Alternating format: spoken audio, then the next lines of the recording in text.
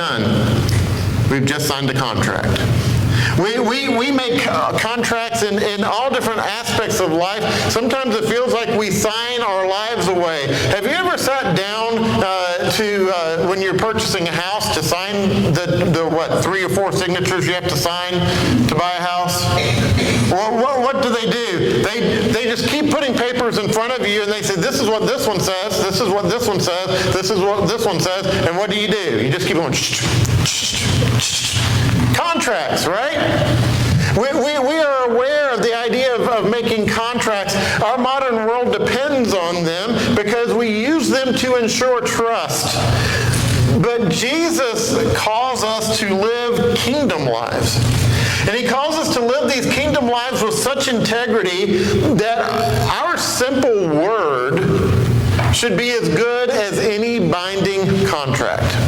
It should be as good as any oath. Our word should be counted on for anything. Why? Because we live with kingdom values. We're followers of the King. And so the big idea this morning is this: that as we live in a world that is filled with half-truths, exaggerations, false promises, as kingdom people, we are called to speak the truth in every word. We are called to speak the truth in everything that we do, because we live in a world where the truth just doesn't exist much. We can't trust anyone to tell the truth anymore. We can't depend on anyone to be really speaking the truth. And so, as we live in this world that's filled with all of this falseness, we live as kingdom people. And as kingdom people, we speak the truth in everything that we say and do. Notice that Jesus says, again, you have heard that it was said of old, you shall not swear falsely, but shall perform to the Lord what you have sworn. You see, Jesus goes back again to the old law. And Jesus is referring to a tradition under the law of making oaths. Oaths were something that was very much a part of not only Old Testament law, but a part of their lives. The book of Numbers, which is really just a list of so many rules and categories of things. But in Numbers chapter 30 and verse 2, the idea of oaths are referred to here. He says, if a man vows a vow to the Lord, or swears an oath to bind himself by a pledge, he shall not break his word. He shall do according to all that proceeds out of his mouth. In other words, people need to be able to trust what you say, to trust what you assure them of. And during that day, oaths were necessary. They didn't have written contracts like we have today, and so they would take oaths and they would serve as a verbal contract. Someone could buy land, they could buy animals, they could set up plans or deals for the future just on a verbal contract. And they're told here that people need to be able to trust your word. Now today we do something similar. We will make verbal contracts in a number of ways. One way that we do it is if you've ever gone into a courtroom and you've had to testify for any reason, you take an oath. And what is that oath for? It is to assure that the things that you are going to say are the truth. Now, it's interesting, we oftentimes still don't believe what they say, right? But they are taking an oath. They are saying, everything that I'm about to tell you is the truth. And we do things similar to that continual in our lives. We tell our family, this is what we're going to be doing. You can count on it. We tell friends, well, we're going to go do this or that. We make deals with one another and plans with one another. And so we make all these types of commitments in our lives. And Jesus calls us to eliminate the need for taking oaths. To have our truthfulness, to have what we say to be so dependable that we don't need oaths. They're no longer necessary. Jesus is not condemning oaths in and of themselves, but he is instead elevating the standard. And he is emphasizing emphasizing why oaths shouldn't even be necessary. In other words, if I say it, you should be able to count on it. You should be able to depend on it. I shouldn't have to take an oath. Because when integrity is present, oaths serve no purpose. Making promises serves no purpose when I live a life of integrity. Now, during Jesus' time, people often would swear by heaven, they would swear by earth, they would swear by Jerusalem, or even by their own heads. And Jesus points out here that we don't have control over any of those things.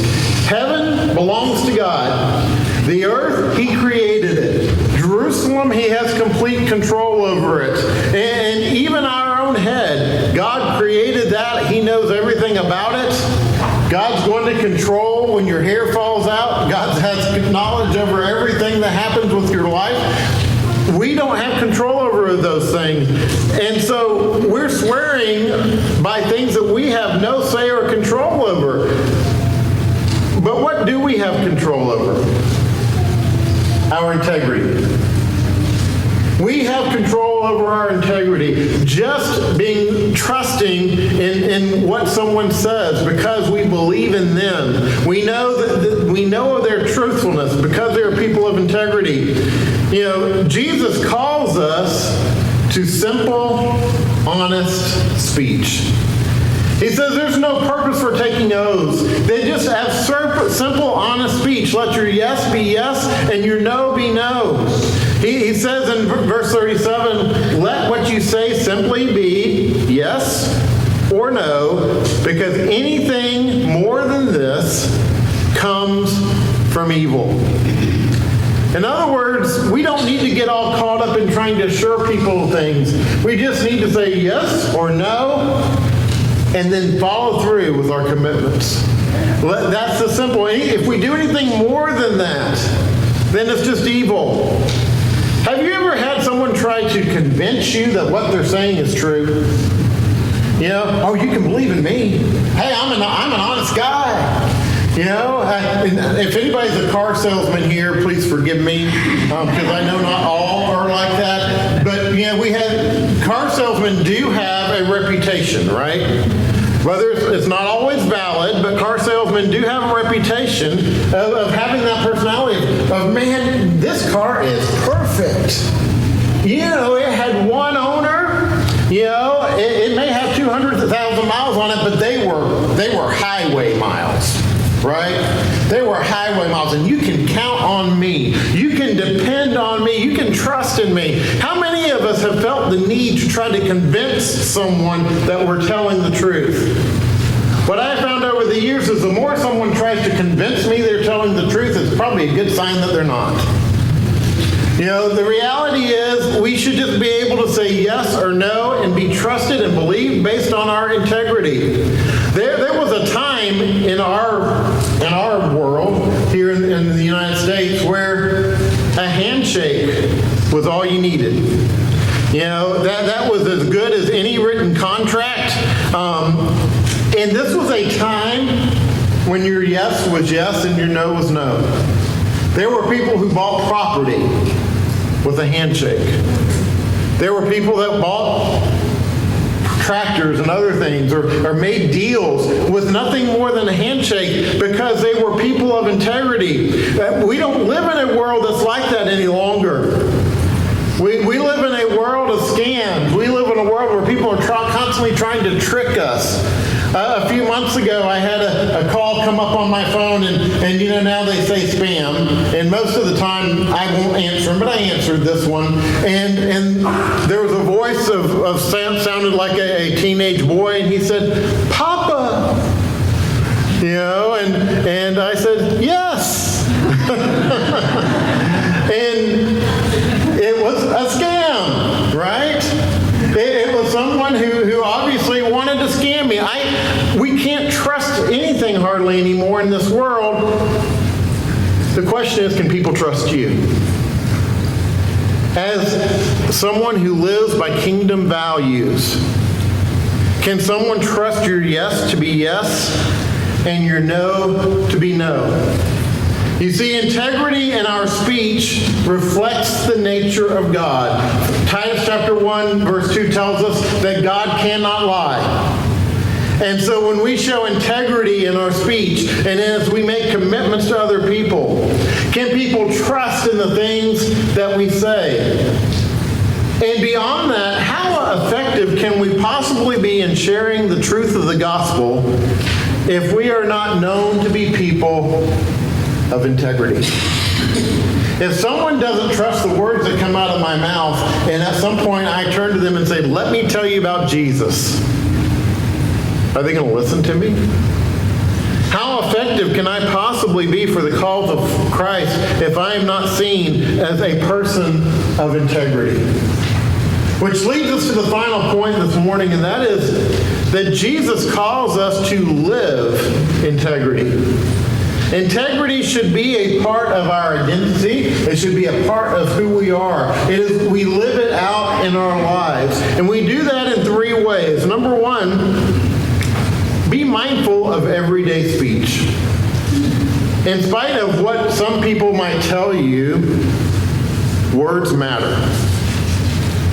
Our words matter. In James 3 and verse 5, we're told that words are powerful. They are powerful. Words have such a great impact in our lives. Words can destroy, but words can also build up and strengthen. And if we are seen as someone who is not careful with their speech, we're not going to be seen as someone with integrity. The reality is that our speech is a direct indication of what's in our heart. And this morning, if you know of someone who you think to be a good person, and yet their speech is the opposite of that, their speech is a reflection of what's in their heart. Because the words that come out of our mouth are sourced from the heart. And so if we want to be kingdom people, be mindful of our everyday speech. Be mindful of not just the commitments that we make, but just the things that come out of our mouth and the things that people hear. And be sure that what you say can always be trusted. But number two, and this is a hard one for some of us, don't make commitments beyond your capacity. We call this spreading yourselves too thin, right? But the reality is it's easy to do because, we hate to tell people no. And we have the best of intentions when we make commitments. But what we have to understand is that when we overcommit, it's not only impacting us, but we often, when we fail to meet commitments, or when we overcommit, we often fail to meet commitments. And they impact other people. For example, when we overcommit, we can fail to meet our commitment to our spouse. When we overcommit, we can fail to meet our commitment to our children. When we overcommit, we can fail to meet our commitments to the church. We can fail to meet our commitments to God. Brenda and I are now empty nesters, or I guess that's what you call it. We don't have any children living at home, but we raised two boys. One of them is no longer on this earth, and one has gone through a lot of challenges. And I will tell you that one of my greatest regrets in my life, one of the things that I deal with every single day, is that as a minister, there were many times that I was so committed to my job that I did not meet my commitments to my children. And I will tell you that I can't undo that. I can't change it. And it is a regret that I will deal with for the rest of my life. Because my children counted on me to always be there. And there were times when I just felt I needed to be at a hospital with someone else when my children needed me. Or I needed to be over counseling someone else when my children needed me. When we overcommit in our lives, we fail people. The reality is I've done the same to my wife. I'm just thankful that she has forgiven me for those things. But overcommitting matters. Because when we overcommit, we end up not meeting all of our commitments. And our ultimate commitment is our commitment to God. And so I am committed to my wife because I'm committed to God. I'm committed to my children because I'm committed to God. I'm committed to my friends, to my church family because of my commitment to God. And when we overcommit, we go beyond our capacity and we're no longer someone that can be depended upon. But that leads us to the final point, and that is that we've got to depend on God's strength. You see, we are going to find times when we mess up. We're going to find times when we overcommit or we don't honor the commitments that we make. That's why we've got to trust in God, because we can't do this all on our own. We can't manage this all on our own. But God gives us the strength to understand, or the wisdom to understand the things that are truly important, the things that I must commit to. He gives me the ability to reason things out and to prioritize things in my life. And He gives me the strength to keep going even when I'm exhausted. We've got to rely on God's strength and trust that He's going to be there for us. But ultimately, we've got to be people of integrity who can say yes and no and be depended upon for those things. When we fall short, when we fail, we acknowledge our mistakes. We ask not only for God's forgiveness, but for those that we have failed. And we keep going, but we need to always strive to be people of integrity. You know, lighthouses have always fascinated me. There aren't a lot left. There are only, they're kind of going by the wayside because they, quite frankly, because of technology, are no longer needed. But lighthouses throughout history have stood as a symbol of reliability and guidance. People, especially sea captains, would depend on and trust the fact that when they were in dangerous waters, there was going to be a light guiding them. And then they trusted that they could depend on and they could count on that light, and that light would always be there. We are reflectors of the light of Christ. We are reflectors of His light, and we should strive to have that kind of integrity that people can count on us and depend that we are always going to be present, that we are always going to be there. You know, I can't promise a lot of things based on just what we said today, but one thing I can tell you is, as much as was in my ability, and as much as I am able, I'll be there. I think that's what most of us want to tell one another. That as much as we have ability and control, we will be there for one another. We should be able to count on one another. And we should strive to be that type of a person with such integrity that we can be counted on. You see, when we speak with integrity, we reflect the very character of God. And we stand as witnesses to the transforming power of Jesus Christ. When we stand as people of integrity, when we let our yes be yes and our no be no, and people can count on that, we reflect God. We reflect who He is. We reflect His character and His nature. And we show the transforming power of Christ, that He can change lives. Have you ever known someone who, for many years, just you could never count on them? You could never depend on them, and then all of a sudden they became a Christian, they came into a relationship with God, and suddenly they were there. They were dependable, they got it, right? That's the power of God. That's what God can do in our lives. And so this morning, kingdom people are people with integrity. Are you a kingdom person?